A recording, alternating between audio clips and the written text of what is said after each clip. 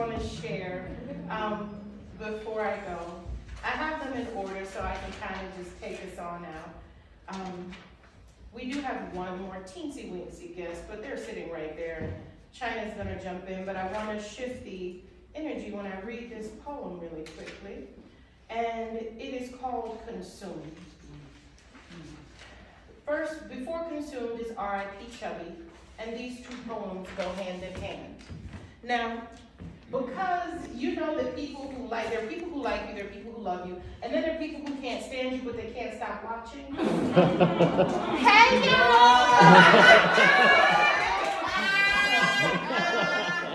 They don't like you enough to get out their bed. They're definitely tuned in. And since I know that they love to play Run Tell That in the 918, where I'm from, I'm going to go ahead and read these poems because R.I.P. Chubby, and I love that there's a TikTok video that goes with this series of poems. So when I was a kid, I had this one particular doll named Chubby. No, I'm not over it. Because I know that's what you asking. Are you gonna let it go? No. So I was in the U.S., 8-year-old, well, at that point I was probably closer to 7. I still had an accent. I couldn't speak English as well as everybody else did. And my older sister translated. Because when I say I was born here and then left, I literally was born here just so that my mother was an American. She wanted to make sure I had an American passport. And then immediately, like 6 weeks later, I was gone. So I didn't know English first. And I got here, and I was in Northside Riders for life. But let me tell you about the North Side. The North Side ain't nothing to play with.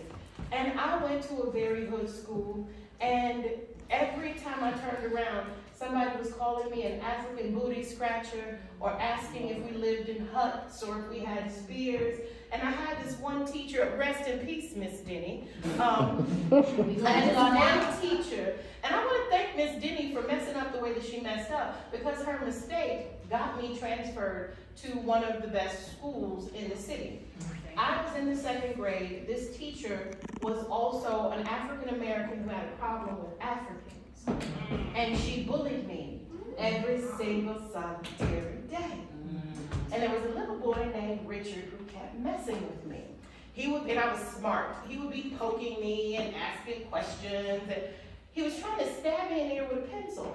And I raised my hand to get Miss Denny's attention, and she told me to put my hand down. And I was like, but Richard, and she said, if you raise your hand one more time, I'm going to come back there. Of course I'm going to raise my hand. He's going to try to stab me with a pencil. And so the funny thing is that out there in the universe, there is a video from a student that was in that class that day. And I want to say I appreciate you, Mia, for curating the show where they shared their story. But Miss Denny decided to hit me in the back with the wooden pointer. What? And I lost it. And Miss Denny got Wakanda. And somebody had to run down the hallway forever to get my sister from the 5th grade, because no one could understand what this little girl was saying, and she would not get off Miss Denny. Baby, we was going to hold on till there was no breath left in that body. And so I used a music stand in the classroom to assist me. I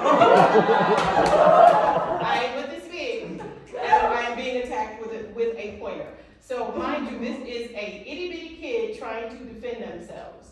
I do defend myself, and because what she did was wrong and there was evidence, of course my mother was litigious, I'll give her that.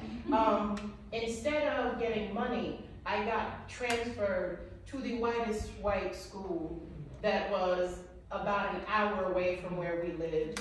Only black girl in that school. But it afforded me an education that I wouldn't have gotten otherwise, so thank you with your punk ass, Miss Denny. I'm rest in hell, thanks. Now, the thing about it is, the day that happened, I was like amped. Because I was going to run home, and I was going to tell my dog, Chubby, that was my only friend. I had to go tell Chubby, she got it today. I'm running through the door, I get to the house, can't find Chubby. turned the entire house over. And when my mother finally comes in, she tells me that she threw Chubby away. That's sacrilegious. Ugly and old. It was like, you know those dolls with the yarn hair that kind of gets clumped after a while, and I don't care. And so this poem is called R.I.P. Chubby, and no, I'm not over it. I was 8. Tired from a day of double dog dares, trudged home from school, hoped I'd hold my favorite dog. Tell her in the English tangled on my tongue about being too white for the black kids and too black for the white ones. Recount the names I refuse to answer to. Tell her how I threw words like the spears they think I own. Stop them dead in their tracks. We were going to revel in the victory. Dark-skinned fat girl folding them all on the playground. Ran to my room and reached for her, only to find she had been discarded by my mother. Her name was Chubby. She was a fat doll, wore a red dress with white polka dots and a royal blue necktie. Yarn hair pulled into 2 reckless puffs. My mother said she threw her away because she was ugly. Lesson: you're only valuable if someone who doesn't love you calls you pretty. Come on. Lesson: fat girls are disposable. Come on.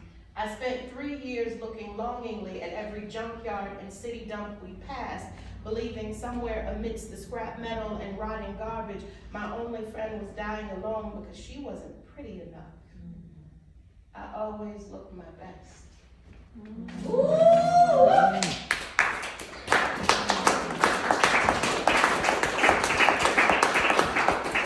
Now, I crack jokes about still holding grudges, but actually, there is a beautiful video on TikTok of me getting the doll that I lost in the mail.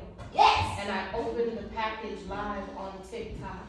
And I have watched the video and how it healed my heart. I couldn't see it while I was unpacking it. It wasn't until I stepped back and watched it. You could see baby Confi in all her glory. And I had my doll back. And so that video is on my TikTok, which is also Only Confidence. And I wrote Consumed for the grown-ass big girls. You don't like it when we like us more than you do. You looking for bruised flesh and brokenness. Someone to hang your hang-ups on. I see how you side-eye our self-confidence, want to knock us down to size, something calorie-conscious, less intimidating, easily consumed, palatable. Never that. And that's where you got me fucked up. I will stir your lemonade with a raw chicken leg. Serve it to you with a smile. Watch you vomit and convulse.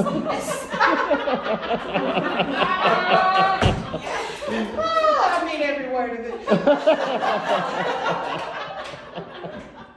That salmonella lays you lower than you planned for me. I will piss on your PlayStation and say the cat did it. Damn! I know we don't have a cat, motherfucker.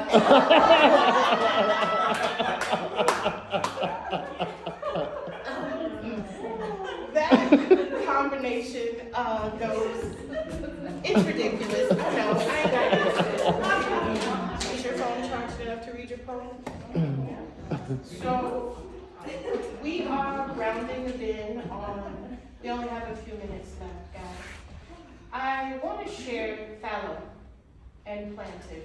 Fallow because I think that this country and our cultures in general have motherhood and martyrdom fucked up. Somehow they think that being a mother means that I'm supposed to die for you. And I got a different kind of boundary. As a mama, it is my job to live for you and to model the way that you should move through the earth. But I'm not going to lay my life down for foolishness. I'm not running myself into the ground.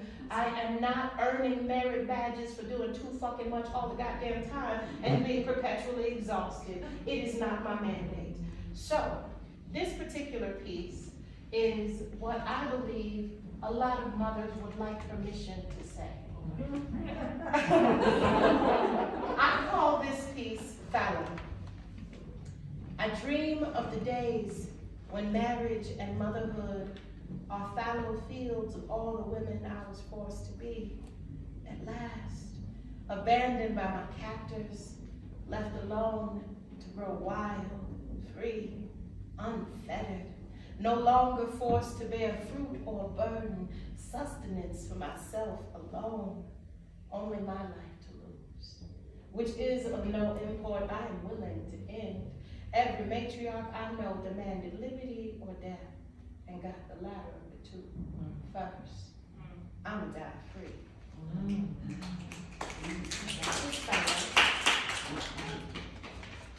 Trying to signal when you have your poem ready. You ready? Okay, no, you're not. I'm gonna be reading and you're gonna signal with your hand up when you're ready because we're wrapping it in. Tiny when I'm ready. Pull your poem up so you're ready. Oh, okay. So I want to read this poem, Homegirl. This was a response to a poem that my dear friend Susie Q. Smith wrote called Homegirl, and it blessed my soul. And so I wrote this in response. My homegirl is who I call when I'm worried about my babies or the man I chose. Sometimes both. She show up at the hospital when you are scared and alone, offer you the food off her table, give you an address in a strange city, cook greens on every holiday and black-eyed peas every New Year. She puts beats in everything. My homegirl go to God for me when life is war. Aim the spotlight for my solo. She will write a way out of no way. And when they try to gaslight you, she the one you ask, did that shit really happen? Who answers yes and has receipts.